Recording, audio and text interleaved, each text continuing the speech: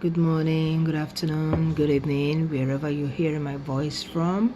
Today is the 5th of April 2020. It's a Sunday and it's 1:40 a.m. in the morning. I was just having my quiet time with my father, and some things, the Holy Spirit started ministering, and it came to my mind. I started thinking of, all the things that God has done for me, where He has brought me from, and people that I know, their testimonies and all that. And I say, who is like you, oh God? Who is like you? Even stories from the Bible have shown the awesomeness and the mightiness and the power of God. So I said, okay, let me just quickly jot this thing down. And it says, who is like you, O Lord? You will speak calmness and peace to the storm.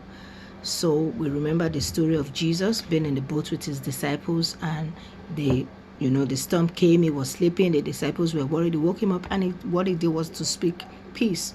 I said, peace be still, and it became still. So the same thing applies to us as well. What is it that we are going through? What is that problem that is, keeping us awake, that we can't sleep, that we think about 24/7? Give it to God in prayer, and He will speak. And it will speak peace into that situation. When it does, you will feel that peace within you. You will feel that calmness within you. Whatever problem, it's not your problem. It is God's problem. Give it to Him. Go to Him and say, God, this is it. I can't handle this. It's too much. And you will see Him come into that situation, and there will be a different turnaround. It's just like what is going on right now with this coronavirus. Everybody is worried. There's anxiety. There's fear. But if you give it to God in prayer, everything will be okay. You will feel this peace within you, because as a child of God, you can't be a victim of this. You can't. So, but the fear is still there, especially for those of us that still have to go out to work and all that. Just leave everything to God in prayer.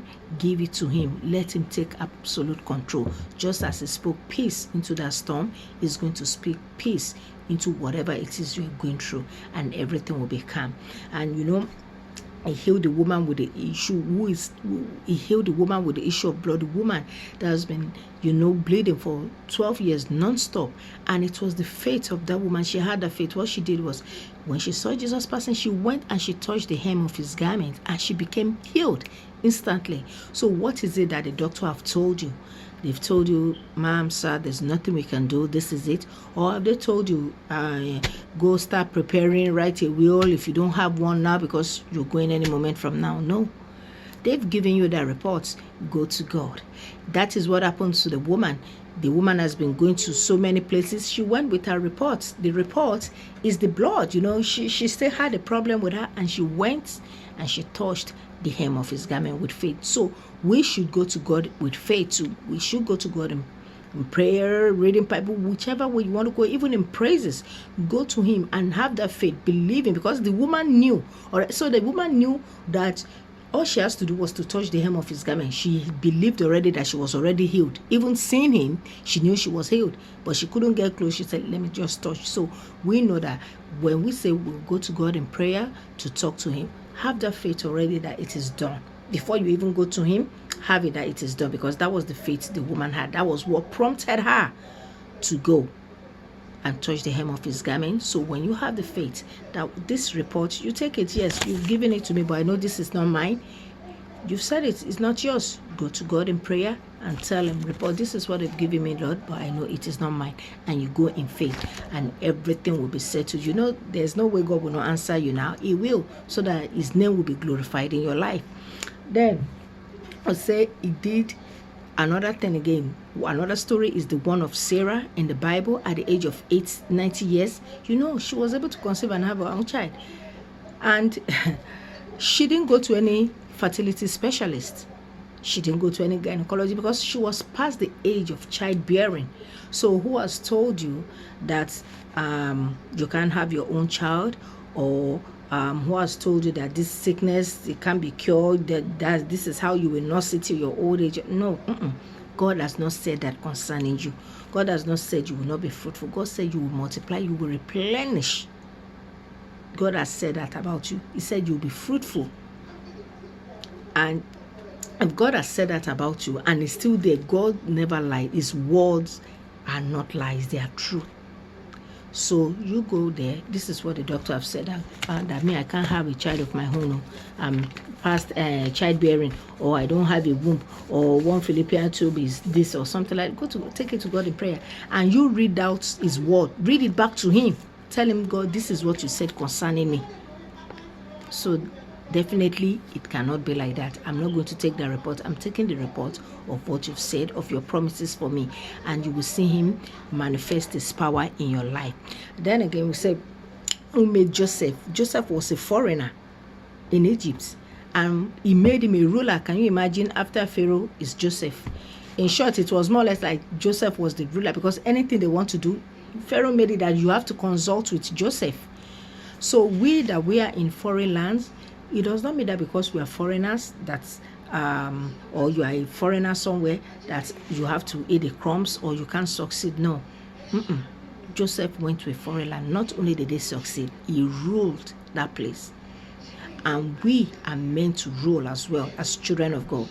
So when you go there, when you are in a foreign land, you're in a foreign land, you're a foreigner there, you will eat of the milk and honey of that land. As long as you are working, don't go there, fold your hands, and like some people, some people will not work and you expect the government to do everything. No, you have to do your own part, play your own part too, and you will see God come through. So for the fact that we are foreigners in other land or something, does not mean we should be slaves there. No, we will go there, we will be fruitful, and we will do well as well. Our children, our every seeds that comes out from us will do great as well. So Joseph, we saw Joseph, a stranger in a foreign land. So I don't care, I'm a stranger in a foreign land. If God can do it for Joseph, I know he's doing mine as well, and I believe that God will do the same thing for all of us as well. Then we can look at him bringing down the wall of Jericho. So, and the Israelites, they went to war, and this was not they didn't even fight physical. They didn't shoot any arrow, nothing, but God gave an instruction, and that is where obedience comes in again. God gave an instruction: go around the world 6 times. For 6 days they did it. On the 7th day they have to go around it for 7 times, and they have to blow the trumpet, which was what they did. And what happened? All the walls came down. So you don't have to fight your battles. It was God that fought that war for them. They know themselves, and we know that God fought the battle. So any battles that you are going through, whatever challenges you are going through, give it to God, and you will see them crumble. You will see everything just breaking down before you, and you will be amazed, because all you have to do is God wants us to talk.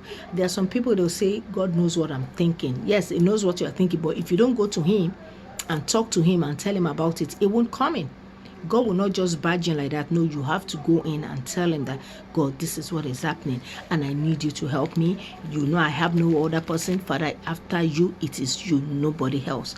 Then he will be able to come in and do what only him can do. So any battles we're going through, any challenges, just give it to God, and prayer is going to come true. We have every seen and unseen enemies that are fighting you. Give everything to God and let him fight your battle for you. The Bible says, keep still. What are you fighting for? It's not your battle, it is the Lord's battle. And another one was how he rained down manna. You know how God fed the people in the Israelite for 40 years. I mean, God is our provider. He is our provider. I don't think of, yes, we have to work, we have to save, provide for your family and all that. But at the same time, we shouldn't be anxious of how is he going to do it. He's going to provide. Is it shelter? He will. Is it you need a job? Take it to him in prayer. He will provide it. Is it food to put on the table for your family? God will do it. It's not going to, he will give you the job that you need to do all those things. He will provide for you. Just give it to him and let him do what he has to do. And you don't have to end up, you don't have to tell God that you want it, and you say, oh God, and this is it. I'm praying, this job I want, this is the job I want. Yes, we want good job. You can tell him the kind of job you want and all that, but there are some jobs that you are not even supposed to be there. Because if you go into that kind of job, it's going to be a problem for you. But you're looking at it, because I want to put food on the table for provision and all that. God will give you the best. He will not give you crumbs. So he's going to provide. He provided food for the Israelites. If he can do that, the manna is the food that angels that they eat. Every food in heaven, and he was giving them how much more? You think he can't do that for us? He will provide. He is our provider. He will provide everything that we need. As long as we trust him and we entrust everything, our life, in his hands, God will take perfect control of it. Then God will override judgments. Any verdicts, any judgments that the doctors, the lawyers, the judges, anybody that they've given you, he will override it. And we've seen him do it times without number. He will override it. What judgment have the enemies passed against you? You are not there. They did their meetings, whatever, whether in the middle of the night, in the morning, whatever time, it doesn't matter. Every verdict that they pass, every judgment, as long as it's not of God, he will override it. And there's nothing that, as long as God overrides it, there's nothing they can do. It will not stand. It will not come to pass. That is where Isaiah 7:7 comes in. It says it will not stand, neither will it come to pass. That means the plans and the agenda of the enemy, the Lord will do what? He will override it.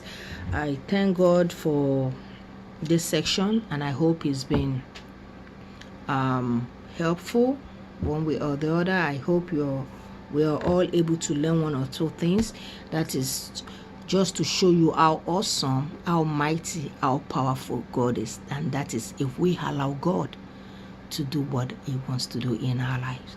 If we give him the opportunity, if we give him the chance, because God will not bargain. It's the enemy, it's the devil that doesn't knock on any door. It will not. That's why the Bible says it comes to steal, to kill, and to destroy. But Jesus doesn't do that. He will ask for permission. And when you grant it to him, you will be amazed at what he will do. Have a blessed night and good morning and good afternoon in other places that they're just waking up or there is none already. By God's grace, we'll get to talk again. Have a blessed one.